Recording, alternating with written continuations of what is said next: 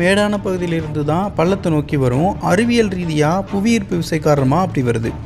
ஆனால் இங்கே அறிவியலுக்கு எகென்ஸ்டாக புவியீர்ப்பு சக்தியை மீறி நேர் எதிராக தண்ணி கீழே இருந்து மேல் நோக்கி அதுவும் ஒரு சின்ன வாய்க்காலில் போனால் எப்படி இருக்கும்? இதெல்லாம் நம்புகிற மாதிரியா இருக்குன்னு தோணுதில்ல. அப்படி தான் எனக்கும் தோணுச்சுன்னு யூடியூப்பில் போயிட்டு ரிவர்ஸ் வாட்டர் இன் சத்தீஸ்கர் அப்படின்னு சர்ச் பண்ணால் 1008 வீடியோஸ் வருது. ஆனால் ஒன்று கூட தமிழில் இல்லை, ஹிந்திலையும் இங்கிலீஷ்லேயும் மட்டும்தான் இருக்குது.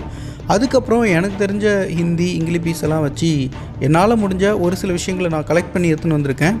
முதல் முறையாக தமிழில் உங்ககிட்ட சொல்ல போகிறேன். அதாவது சத்தீஸ்கர் மாநிலம் அம்பிகாப்பூர் பக்கத்தில் மைன்பட் அப்படின்ற ஒரு இடத்துல தான் இந்த அதிசய நிகழ்வு நடக்குது. இப்படி ஒரு சம்பவம் இங்கே நடக்கும்போது அதை பற்றி ஆராய்ச்சி பண்ணாமல் இருக்க மாட்டாங்கல்ல.